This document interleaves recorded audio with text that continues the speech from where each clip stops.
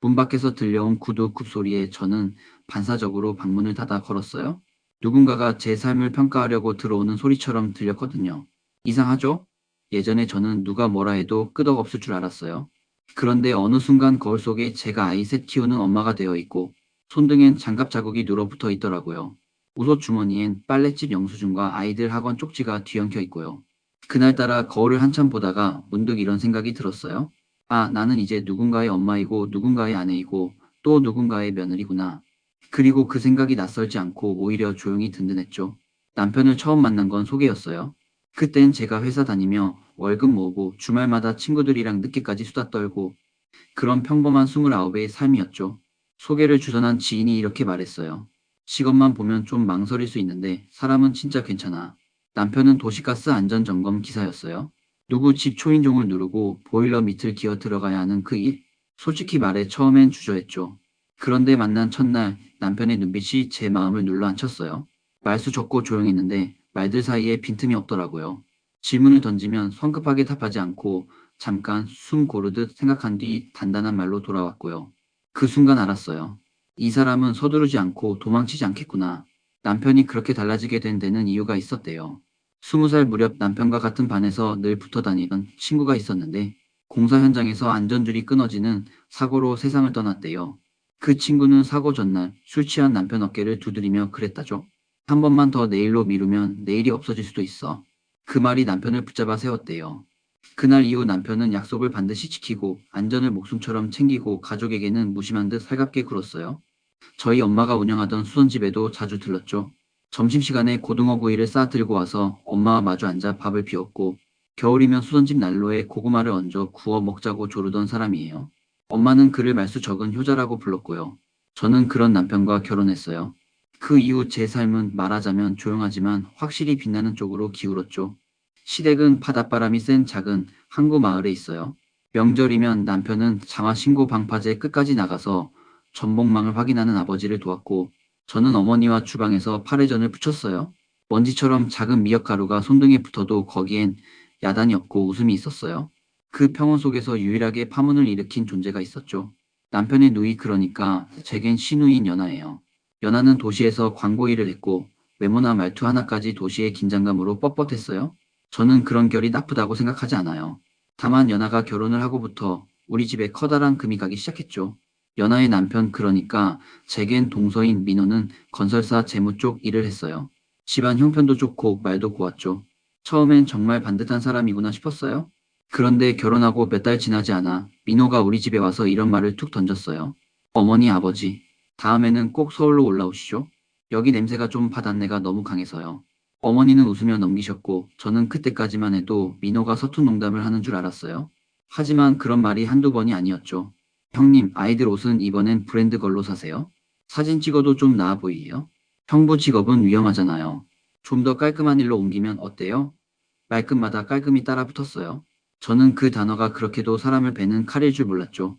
결정적인 날은 제 생일이었어요. 케이크에 초를 꽂기도 전에 민호가 먼저 도착했어요. 부지런히 과일을 썰고 있는데 민호가 집 안을 둘러보더니 또 그 말을 꺼냈죠. 형님 집 아담하네요. 투자 생각은 없으세요? 요즘은 다들 넓혀가는데 순간 제 귀가 핫해졌어요. 그날따라 남편은 검침 업무가 늦었고 아이들은 거실에서 종이 비행기를 날리고 있었어요. 저는 최대한 부드럽게 말했죠. 우린 우리 속도로 살아요. 아담해도 따뜻하니까요. 그러자 민호가 웃었어요. 빈정 섞인 웃음이었죠. 따뜻함으로는 방음이 안 되니까요. 옆집 소리가 다 들리잖아요. 그 순간 제 속에서 무언가가 딱 소리를 내며 부러졌어요. 남편이 도착했을 때 저는 이미 목소리가 높아져 있었어요. 그만해요. 여긴 우리 집이에요. 민호는 팔짱을 끼고 서서 말했죠. 형님, 제가 현실적인 조언을 하는 건데 왜 이렇게 예민하세요? 남편이 신발을 벗다 말고 제 앞에 섰어요. 그리고 민호를 똑바로 보며 낮게 말했죠.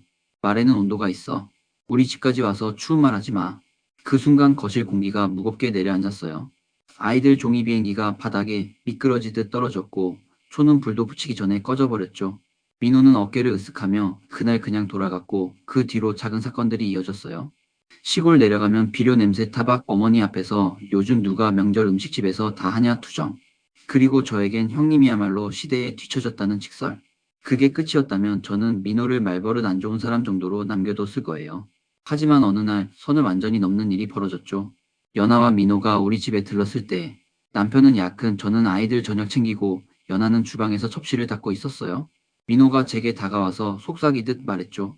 형님, 제가 아는 투자 자리가 있어요. 형부 직업으로는 평생 지금 같은 삶이에요. 제 말 잘 들으시면 차도 바꾸고 이사도 금방이죠. 저는 고개를 저었죠. 우린 빚내서 높이 서는 법 안 배웠어요. 민호가 입꼬리를 올렸어요. 그럼 형님이 내 말 잘 들으세요. 제가 장인을 설득할 수도 있고 아니면 그냥 제 아버지가 차를 하나 선물할 수도 있고. 그때였어요. 연아가 접시를 놓치며 탁 소리를 냈고 저는 참았던 말들이 터져나왔죠. 그만해요. 당신 말은 돈으로 사람을 움직일 수 있다는 거죠? 난 그런 말 제일 싫어요. 그날 밤 남편은 민호를 불렀어요. 말 대신 컵에 따뜻한 물부터 따라주더니 조용히 말했죠. 민호야, 가족은 계약이 아니야. 우리에게 설득할 카드가 있다면 그건 서로의 마음뿐이야. 민호는 고개를 돌렸고 연하는 침묵했어요. 침묵은 길었고 그 길이만큼 관계는 멀어졌죠. 그 뒤로 한동안 연락이 뜸했는데 예상치 못한 전화가 온 건 초여름이었어요. 전화를 건 사람은 다름 아닌 민호의 아버지였어요. 허리가 단단한 낮은 목소리였죠. 사위 녀석 버릇을 내가 잘못 들였구먼. 자네가 원하는 게 있으면 말해보게. 저는 얼떨떨했지만 남편에게 전화를 넘겼고 남편은 2번이나 신중히 말을 고르고 나서야 아주 단순한 제안을 했어요. 한 달만 민호가 사람들 속에서 땀 흘려보게 해주세요. 돈은 스스로 벌게 하고요. 그 다음에 같이 밥을 먹겠습니다. 민호의 아버지는 길게 숨을 쉬더니 짧게 대답했어요. 알겠네. 그 다음 이야기는 우리를 전혀 다른 방향으로 데려갔어요. 민호가 간 곳은 남편이 평소 봉사하던 밤샘 돌봄센터였어요. 혼자 사는 어르신들이 밤마다 잠든 듯 깨어있는 곳이죠. 민호는 거기서 밤마다 바닥을 닦고 간식을 나르고 새벽이면 소변기통을 비웠어요. 저는 그 사실을 뒤늦게 들었는데 처음엔 믿기지 않았어요. 그가 그런 일을 견딜 수 있을까 싶었죠. 그런데 첫날 새벽 남편에게 민호가 보낸 문자 한 통이 도착했대요. 발바닥이 뜨겁네요. 내일도 갑니다. 남편은 그 문자를 보여주지 않았어요. 대신 새벽밥을 지어 들고 조용히 나갔죠. 그때부터였어요. 제 마음에 작은 불씨 같은 기대가 생긴 건, 제가 이 이야기를 꺼내 들고 여러분 앞에 앉은 건 누군가를 단죄하거나 변호하려는 마음 때문이 아니에요. 사실을 이야기하고 그 사실 사이사이에 제가 느낀 체온을 얹어보려는 거예요. 저는 화낼 줄도 알고 용서할 줄도 아는 평범한 사람이고, 그래서 더 쉽게 뒤틀리고 또 쉽게 풀리는 사람이에요. 누군가는 그걸 우유부단이라고 말하겠죠. 괜찮아요. 저는 우유와 부단 사이에서 제 속도를 찾는 법을 배웠으니까요. 첫째 밤 저는 잠이 오지 않았어요. 창문 틈으로 들어오는 바람 소리에 귀를 기울이다가 결국 얇은 바람막이를 걸치고 집을 나섰죠. 아이들은 거실 매트에 대자로 뻗어 자고 있었고 남편은 새벽밥을 싸 들고 이미 나간 뒤였어요. 집 앞 골목 가로등 아래에서 숨을 고르며 생각했어요. 민호가 진짜로 올까? 오더라도 버티긴 할까? 그리고 그게 우리 모두에게 무슨 의미가 될까? 밤샘 돌봄센터는 동네 복지관 건물 뒤편 경사가 살짝 진 골목 끝에 있었어요. 유리문 안쪽에서 형광등이 하얗게 깜방였고 자동문이 열리자 따뜻한 공기와 손 소독약 냄새가 눅눅한 밤 공기를 밀어냈죠. 접수대 너머로 관리실 아저씨가 고개를 들더니 눈웃음을 지었어요. 오늘은 가족분들이 참 많이 오시네요. 저는 고개를 숙여 인사만 했어요. 말끝을 길게 늘리면 울컥할 것 같았거든요. 폭도 끝 작은 휴게실 문이 열리더니 남편이 먼저 보였고 그 뒤로 모자를 눌러 쓴 민호가 따라 나왔어요. 저는 순간 뒤로 한 걸음 물러섰다가 스스로를 다잡고 걸어 들어갔죠. 민호는 눈밑이 퀭하게 꺼져 있었고 처음 보는 종류의 주름이 입가에 내려앉아 있었어요. 저는 묻지 않았고 남편도 굳이 설명하지 않았어요. 남편이 들고 온 도시락을 테이블 위에 놓으며 말했죠. 잠깐 먹자. 곧 분유 타는 시간이다. 그 말에 민호의 시선이 살짝 흔들렸어요. 어르신들 틈에 갓난아기가 있진 않으니까 분유는 어른용 영양 분말이었다는 걸 나중에서야 알았죠. 치아가 약한 어르신들께 드리는 묽은 미음 같은 거요. 그날 밤엔 유독 기침 소리가 많았어요. 비가 오려나 보다 싶었죠. 남편과 민호는 각자 역할을 나눴고 저는 바닥 닦는 일을 맡았어요. 걸레가 물을 먹고 나면 손이 얼얼했고 무릎이 시큰거렸어요. 그런데 이상해요. 힘든데 불편하지가 않았어요. 문틈마다 박혀있던 먼지 손잡이의 손때, 노란 스티커가 조금씩 떼어질 때마다 마음도 같이 비워지는 기분이 들었거든요. 새벽이 깊어질수록 방들은 조용해졌고 반대로 복도는 더 분주해졌어요. 요람처럼 흔들리는 이동 침대가 지나가고 산소포화도 알람이 띡 하고 짧게 울렸다가 꺼지고 민호가 처음으로 제 앞에 멈춰 서서 말을 꺼낸 건 쓰레기 봉투를 자루째 들고 나가던 순간이었어요. 형님, 저는 빗자루를 세워 벽에 기대고 그의 얼굴을 봤죠. 냄새 때문에요. 민호가 멋쩍게 웃었어요. 처음엔 코를 막았는데 막상 오래 있으면 사람 냄새라는 걸 알겠더라고요. 그 말이 길지 않았는데도 제 마음에서 오래 맴돌았어요. 누구의 냄새를 참아야 하는지, 누구의 냄새를 끌어안을 수 있는지, 그 경계를 드디어 그도 만지고 있는 듯 했거든요. 둘째 밤 민호는 장갑을 두 겹 끼고 왔어요. 손바닥이 까슬까슬해졌다며 손등을 보이는데 그 손이 전에는 없던 사람의 손 같았어요. 장갑 안에 땀이 차서요. 그는 짧게 말하고는 곧장 창고로 들어가 박스를 꺼냈죠. 남편은 무심한 듯 그 뒤를 따랐고요. 그날 우리는 바닥에 미끄럼 방지 테이프를 새로 붙였어요. 테이프의 종이 뒷면을 벗기자 찐득한 접착제가 노출됐고 그걸 바닥에 바르게 붙이려면 둘이 숨을 맞춰야 했죠. 저는 한쪽에서 종이를 잡아당기고 남편이 가운데를 눌렀고 민호가 끝을 정리했어요. 한 조각 붙일 때마다 작은 숨이 툭툭 튀어나왔고 그 숨들이 모여 한 장의 균형을 만들었어요. 민호가 테이프를 마지막으로 누르며 중얼거렸어요. 사람 일도 이렇게 맞춰야 되는 거군요. 셋째 밤쯤 돌봄센터 한쪽 방에서 작은 소동이 있었어요. 치매가 있는 할머니가 밤중에 짐을 싸고 나가려 하신 거예요. 나는 집으로 간다. 그 말이 어찌나 단단하던지 누구도 쉽게 막을 수가 없었죠. 민호가 그 앞에 서서 말했어요. 어머니, 우리 같이 버스 기다려요. 첫 차가 아직 안 왔어요. 그는 기다리는 연기를 했어요. 창문 밖 어둠을 가리키며 해가 떠야 차가 와요 하고 설명하는데 저는 그 장면이 오래도록 잊히지 않아요. 그가 처음으로 누군가를 자신의 속도가 아니라 상대의 속도로 설득하려 했던 밤이었으니까요. 한참 뒤 할머니는 피곤했는지 스르르 눈을 감으셨고 민호는 그 옆에 쪼그리고 앉아 한참을 그 자세로 있었습니다. 저는 그때 처음으로 민호의 등을 보며 안도와 연민을 동시에 느꼈어요. 변해가는 사람을 보는 감정은 늘 이렇게 복잡하더라고요. 넷째 밤 비가 내렸어요. 센터 문턱이 미끄러워 넘어지는 어르신들이 있다는 얘기에 우리는 비질을 하면서 모래를 살짝 뿌렸죠. 남편이 갈퀴로 길을 긁어 수로를 만들었고 민호가 빗물 흐름을 보며 모서리에 덧댈 고무판을 잘라 붙였어요. 저는 비 맞은 머리칼을 손등으로 쓸어 올리며 둘을 지켜봤어요. 새벽 공기는 축축했고 모래 냄새와 비 냄새가 뒤섞여 아득했죠. 민호가 갑자기 저를 불렀어요. 형님. 그는 말끝을 오래 잡고 있다가 어렵게 내뱉었어요. 제가 그동안 했던 말들 다 돌려놓을 수 있으면 좋겠어요. 저는 고개를 가만히 흔들었어요. 사람 말은 돌려지지 않아. 하지만 사람 마음은 돌아올 수 있어. 그때 민호의 표정이 산등성이처럼 무너졌다 다시 쌓이는 걸 봤어요. 그 표정을 저는 아주 천천히 마음에 받아 적었죠. 다섯째 밤 흘러 여섯째 밤이 지나고 일주일쯤 되었을 때 연아가 센터로 찾아왔어요. 민호가 여기 있는 걸 알고 싶지 않아 하던 눈치였는데 결국 마음을 못 참고 온 거죠. 휴게실 문 앞에 서 있는 연아는 화장을 거의 하지 않았고 눈가가 퉁퉁 부어 있었어요. 오빠가 여기서 뭐 하는지 보고 싶었어. 그는 저를 보더니 허리를 숙였어요. 형님, 제가 잘못했어요. 그 말은 너무 익숙한 사과처럼 들릴 수도 있었지만 그날의 연아는 달랐어요. 사과 뒤에 붙은 침묵이 길고 그 침묵이 가벼워지기까지 기다리는 법을 처음 배운 사람처럼 보였으니까요. 저는 그 침묵을 깨지 않았고 대신 종이컵에 따뜻한 물을 따라 건네줬어요. 우린 지금 일하는 중이야. 끝나고 같이 밥 먹자. 그날 밤일이 끝나갈 무렵 갑자기 한 어르신이 쓰러졌어요. 모두가 우왕좌왕할 때 민호가 가장 먼저 달려갔고 남편은 응급벨을 눌렀죠.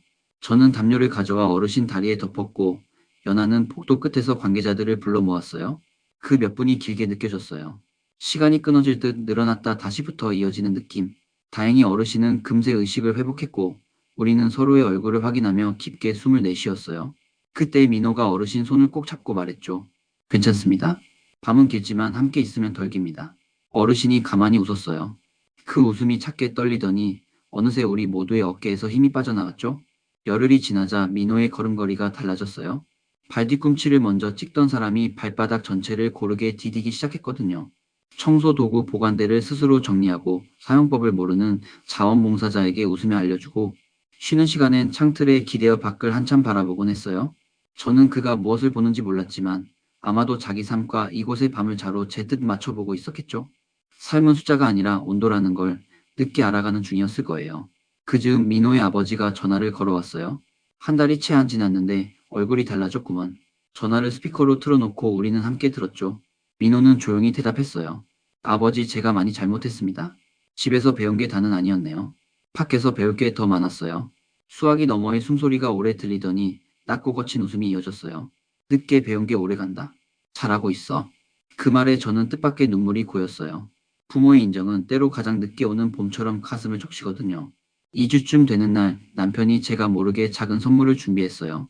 손바닥만한 주머니였는데 안에는 우리 엄마의 낡은 재봉틀에서 뽑아낸 남색 실이 감겨 있었어요. 네가 지키는 집의 색?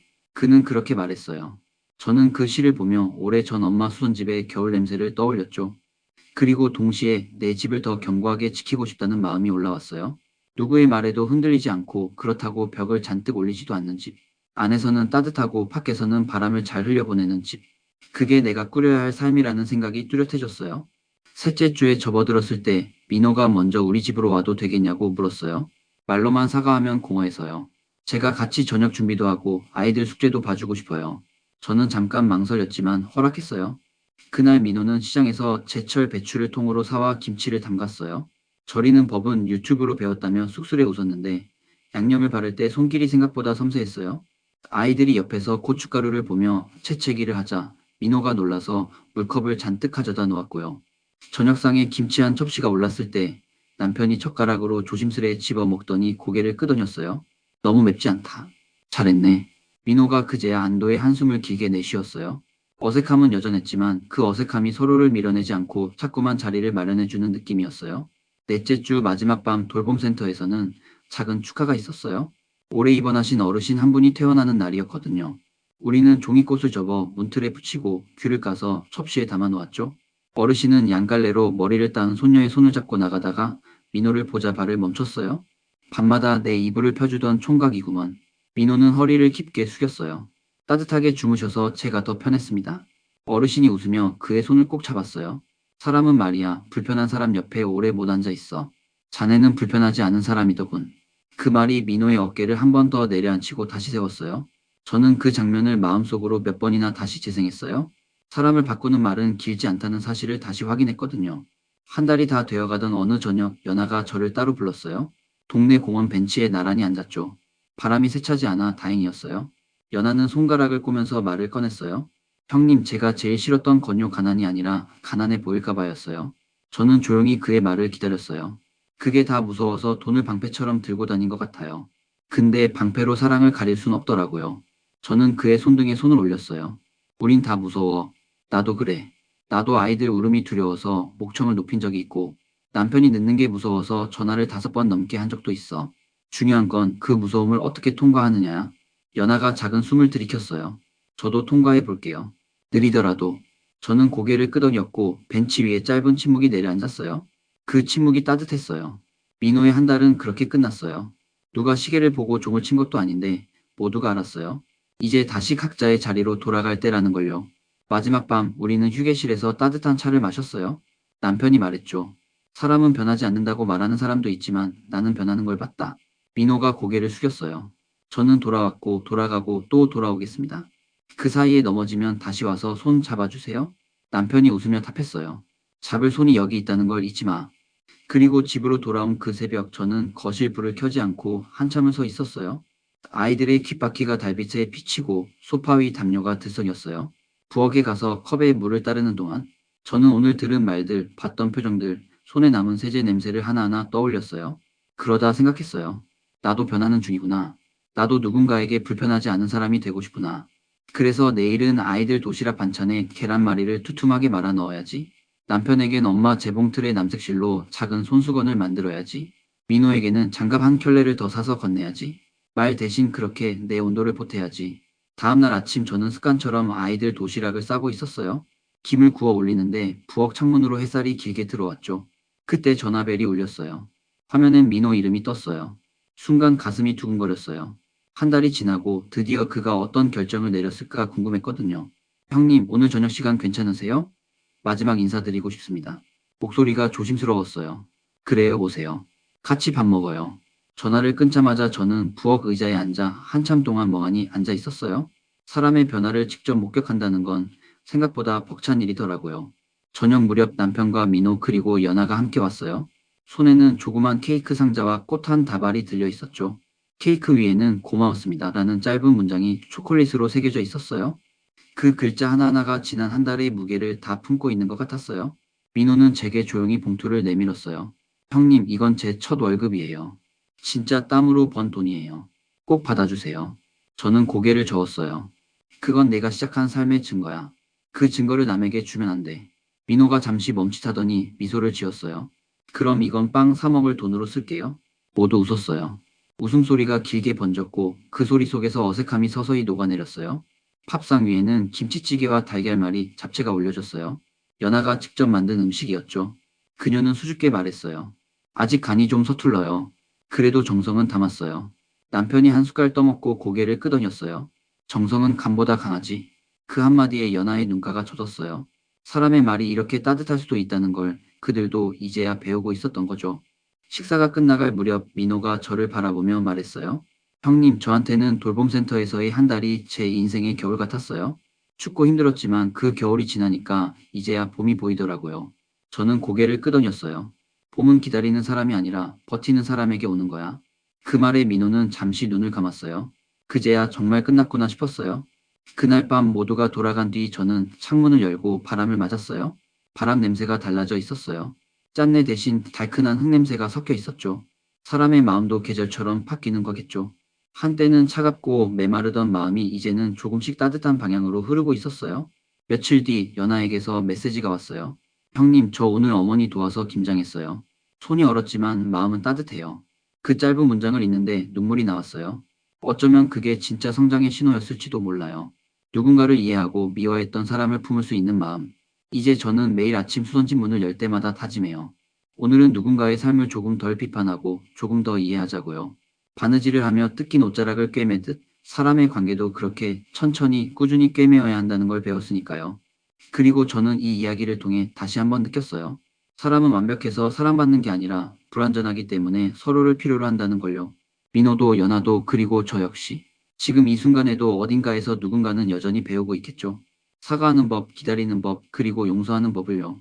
그래서 저는 오늘도 조용히 수선집 문을 닫으며 속상해요. 내일은 오늘보다 조금 더 따뜻한 사람이 되자. 다음 주말 오랜만에 시댁 식구들이 모두 모이기로 했어요. 어머니께서 이제 다 풀렸으니 다시 밥상 앞에서 웃어야지 하시더군요. 말은 평범했지만 그 속엔 여러 계절이 담겨 있었어요. 서운함과 그리움, 미안함과 기다림이 한데 섞인 말이었죠. 저는 아침부터 분주했어요. 돼지고기를 삶고 겉절이를 무치고 탕국을 끓였어요. 남편은 밖에서 나무를 패고 있었고 아이들은 시골 마당을 뛰어다니며 고무줄 놀이를 했어요. 평화롭다는 말이 딱 맞는 풍경이었죠. 그런데 평화라는 게 꼭 조용한 건 아니라는 걸 그날 알았어요. 오후 3시쯤 민호와 연아가 도착했어요. 차문이 열리자 연아가 먼저 내렸는데 손에 종이 상자를 들고 있었어요. 어머니, 이거 저희가 만든 김치예요. 어머니의 눈이 커졌어요. 네가 김치를 담갔다고? 연아는 고개를 끄덕였어요. 네, 형님이 알려주신 영상 보고 따라했어요. 간은 아직 서툴지만 마음은 담았어요. 그 말을 들은 어머니는 한참을 말없이 서 있다가 연아를 꼭 안으셨어요. 됐다.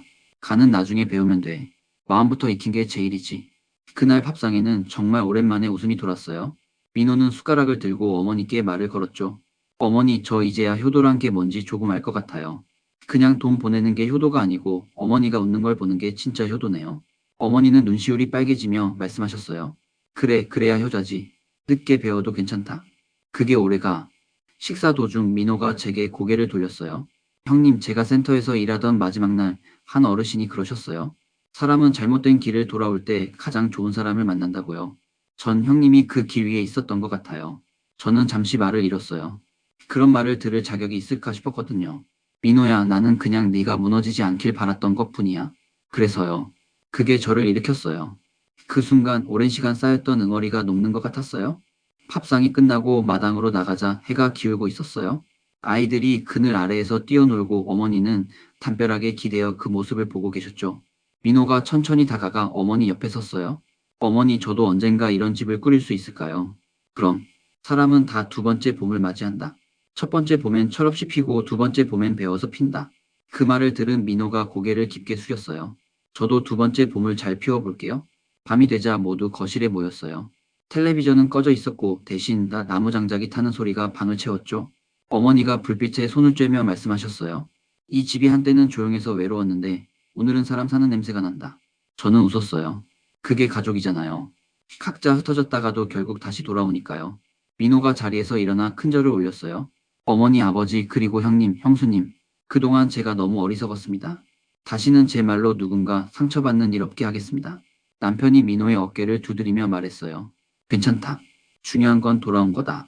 그 짧은 한마디에 모든 게 정리되는 느낌이었어요. 그날 밤 잠들기 전 어머니가 제 방문을 살짝 열고 들어오셨어요. 얘야, 내가 아니었으면 이 집은 이미 찢어졌을 거다. 저는 고개를 저었어요. 아니에요, 어머니. 저는 그냥 가족이 다시 모였으면 했을 뿐이에요. 그게 제일 어려운 일이지. 마음이 모이는 게 세상에서 제일 어렵다. 어머니가 나가시고 난 뒤 창문을 열었어요.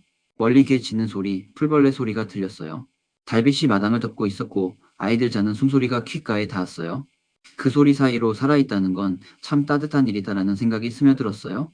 다음날 아침 민호가 일찍 일어나 마당을 쓸고 있었어요.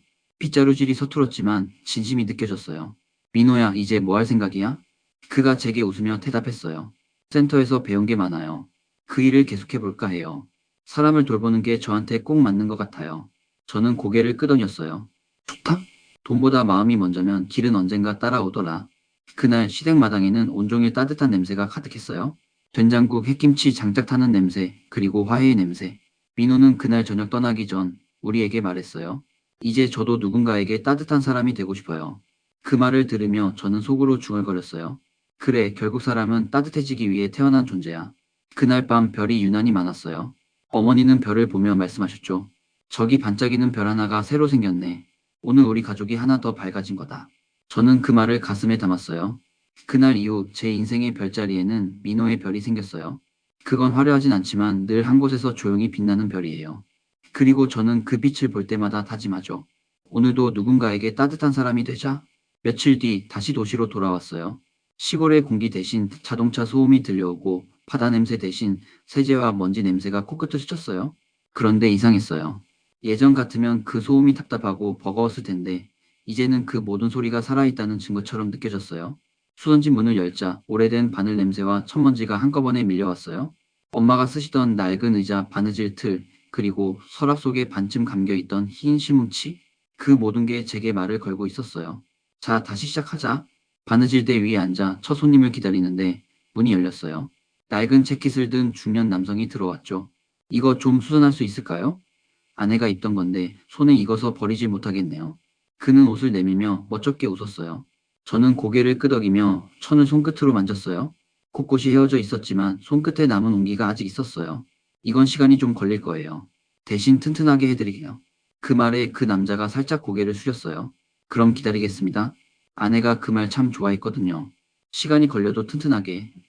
그 한마디가 오래도록 마음에 남았어요. 시간이 걸려도 튼튼하게. 그게 인생의 모든 관계에 필요한 말이잖아요. 며칠 뒤 민호에게서 편지가 도착했어요. 볼펜으로 꾹꾹 눌러 쓴 글씨였죠. 형님, 저 요즘 돌봄센터 정식 직원으로 일하고 있습니다. 처음엔 어색했지만 어르신들께 인사드릴 때마다 마음이 편해집니다. 돈은 많이 못 벌지만 마음이 부자인 기분이에요. 연화도 봉사활동을 시작했어요. 형님이 해주신 말씀 저희 둘 다 잊지 않았습니다. 따뜻한 사람은 결국 자신을 덜 아프게 만든다는 말, 이제야 실감이 나네요. 편지를 덮으면서 저는 울컥했어요. 그들이 진짜로 변했다는 걸 말이 아니라 삶으로 증명하고 있었으니까요. 그날 밤 수전집 불을 끄기 전에 저는 재봉틀 옆에 붙은 작은 종이에 글을 적었어요. 찢어진 마음도 꿰맬 수 있다. 그건 나 자신에게 하는 다짐이기도 했고 내일 들어올 손님에게 전하는 말이기도 했어요. 아이 셋이 잠든 방으로 들어가니 막내가 뒤척이며 제 손을 잡았어요. 엄마, 오늘도 바늘 찔렸어? 저는 웃었어요. 응, 근데 안 아파. 바늘은 손끝보다 마음을 더 단단하게 만들어 주거든. 막내는 그 말이 무슨 뜻인지 모르는 얼굴로 끄덕였어요. 엄마는 왜 바느질해? 찢어진 걸 그냥 두면 더 크게 벌어지니까? 꿰매면 다시 입을 수 있잖아. 그럼 사람 마음도 꿰맬 수 있어? 저는 잠시 말을 멈췄다가 조용히 대답했어요. 그럼 시간은 좀 걸리지만 꿰맬 수 있지.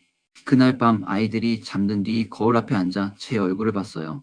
눈가엔 잔주름이 깊었지만 예전보다 표정이 훨씬 부드러워졌더군요. 그건 누가 칭찬해줘서가 아니라 스스로를 조금은 용서할 줄 알게 되었기 때문이었어요. 며칠 뒤 동네 아주머니 한 분이 찾아왔어요. 여기서 옷 맡기면 마음까지 고쳐진다더라. 그 말을 듣고 저는 피식 웃었어요. 마음은 제가 꿰매드릴 순 없지만 옷은 튼튼하게 해드릴게요. 아주머니는 고개를 저으며 말했어요. 그게 그거지. 옷도 사람도 정성으로 꿰매면 다시 살잖아. 그날 이후 수선집엔 사람들이 들었어요. 누군가는 남편의 셔츠를, 누군가는 아이의 학교 가방을, 그리고 누군가는 오래전의 추억을 꿰매러 왔어요. 그들의 이야기를 들으며 저는 바늘을 들었죠. 천일을 지나는 실 한 올 한 올이 사람들의 상처를 봉합하는 듯 했어요. 그리고 저는 깨달았어요. 내가 하는 일은 단순히 헝겊을 잇는 게 아니라 사람과 사람 사이에 끊어진 마음을 이어주는 일이었구나. 밤이 깊으면 가게 불을 끄고 마지막으로 재봉틀을 닦아요. 기름 냄새가 묻은 손을 털며 문을 닫을 때마다 저는 속삭이죠. 오늘도 잘 꿰맸다? 그리고 그건 단지 옷에 대한 말이 아니에요. 삶에 대한 말이에요. 그날 이후 제 인생의 좌우명은 하나예요. 찢어져도 괜찮다. 꿰매면 되니까. 봄이 오자 수선집 유리문엔 김이 서렸어요. 창문을 닦다 보면 제 손끝에서 미세한 물방울들이 흘러내리죠. 그건 꼭 겨우내 마음속에 남았던 먼지 같은 걸 닦아내는 느낌이었어요. 요즘은 단골 손님이 많아졌어요. 저마다 사연이 담긴 옷을 들고 오죠. 찢어진 소매, 해진 무릎, 끊어진 지퍼. 그 옷들엔 모두 누군가의 하루가 스며 있었어요. 그날은 한 젊은 여자가 문을 열고 들어왔어요. 그녀는 두꺼운 코트를 품에 안고 있었죠. 이거 좀 봐주세요. 남편이 아끼던 건데 교통사고 이후로 손도 못 대겠어요. 그녀는 말을 하다 말고 고개를 숙였어요. 저는 조심스럽게 코트를 펼쳤어요. 어깨가 찢어져 있었고 한쪽 주머니엔 구겨진 종이가 들어 있었어요. 종이를 꺼내보니 연필로 쓴 메모 한 장. 오늘 퇴근하면 고등어 사갈게. 짧은 문장이었지만 거기엔 사랑이 그대로 남아 있었어요. 저는 그녀를 바라보며 말했어요. 이건 수선할 수 있어요. 다만 조금 천천히 할게요. 그녀는 눈물을 닦으며 고개를 끄덕였어요. 천천히 해주세요. 그 사람이 돌아올 것 같아서요. 며칠 동안 그 코트를 꿰맸어요. 손끝이 시리고 어깨가 뻐근했지만 제 마음속에선 이상하게 따뜻한 기운이 돌았어요. 마지막 바늘을 빼고 나니 마치 시간을 한 겹 꿰맨 기분이었어요. 그녀가 코트를 찾으러 왔을 때 저는 말했어요. 이제 이 옷은 더 단단해졌어요. 예전보다요. 그녀는 천을 쓰다듬으며 속상했어요. 그 사람도 그랬어요. 힘들 때마다 더 단단해지는 사람이었어요. 그리고 그날 그녀는 코트를 품에 안고 미소를 지었어요. 그 미소는 슬픔 위에 피어난 봄꽃 같았어요. 그날 이후로 이상하게 마음이 달라졌어요. 바느질을 하다 보면 그 사람의 인생이 보였어요. 아이의 교복을 고쳐주면 한참을 성장통처럼 느껴졌고 남편의 작업복을 수선하면 하루의 피로가 묻어났죠. 저는 이제 실과 바늘 사이로 사람의 시간을 꿰매는 사람이 되어 있었어요. 어느 날은 학교에서 돌아온 둘째가 물었어요. 엄마, 친구들은 다 직장 다니는데 왜 엄마는 수선집만 해? 저는 아이의 머리를 쓰다듬었어요. 엄마는 사람의 흔적을 다루는 일을 하거든. 세상엔 새로 만드는 일보다 고쳐서 다시 쓰는 일이 더 귀한 거야. 아이의 눈동자가 반짝였어요. 그럼 나도 커서 그런 사람 되고 싶어. 어떤 사람? 찢어진 걸 고쳐주는 사람. 그 말을 듣는 순간 마음이 뭉클했어요. 아이의 말 한마디가 오래 묵은 실밥처럼 제 안에서 풀려나갔어요. 며칠 뒤엔 민호에게서 사진이 한 장 도착했어요. 돌봄센터 어르신들과 함께 찍은 사진이었죠. 민호는 앞줄 가운데에서 웃고 있었어요. 그의 옆엔 연아가 있었고 둘의 손에는 도시락이 들려 있었어요. 사진 아래에는 짧은 글이 적혀 있었어요. 형님, 저희 부부가 작은 도시락 배달 봉사를 시작했습니다. 인생을 새로 사는 기분이에요. 언젠가 이 도시락을 형님 수선집에도 전해드리게요. 그 글을 읽는데 눈물이 핑 돌았어요. 그들이 그토록 멀게 느껴졌던 날들이 이제는 모두 의미가 되었어요. 서로의 상처가 꿰매어지고 다시 한 가족이 되어가고 있었죠. 그날 밤 남편이 퇴근하면서 수선집 문을 열었어요. 오늘은 일찍 끝났네. 피곤하지? 응, 근데 피곤해도 좋아. 오늘은 사람 3명을 꿰맸거든. 남편이 웃으며 물었어요. 사람을 꿰맸다고? 응, 옷을 통해서. 남편은 제 옆에 앉아 재봉틀 위에 손을 올렸어요. 이 바늘은 참 대단하네. 찢어진 걸 입는 건데 한 번도 원망하지 않잖아. 저는 남편이 손등을 덮으며 말했어요. 그게 바늘이 가진 마음이지. 상처를 두려워하지 않는 마음. 그날 우리는 오랜만에 불을 끄지 않은 채 늦게까지 이야기를 나눴어요. 삶이란 결국 바늘과 실처럼 서로의 아픔을 꿰매며 이어지는 거라는 이야기. 누군가의 하루를 조금이라도 따뜻하게 덮어줄 수 있다면 그게 우리가 사는 이유 아닐까 하는 이야기. 그리고 저는 문득 깨달았어요. 내가 이 수선집을 지키는 건 옷을 고치기 위해서가 아니라 사람의 관계를 잇기 위해서라는 걸요. 그날 밤 창문에 비친 제 모습은 예전보다 훨씬 따뜻했어요. 엄마의 재봉틀, 남편의 손, 아이들의 웃음, 그리고 꿰매어진 수많은 사연들이 모두 제 삶의 무늬가 되어 있었어요. 바람이 살짝 불었어요. 창문을 열며 저는 조용히 중얼거렸어요. 찢어져도 괜찮다. 다시 꿰매면 더 단단해지니까.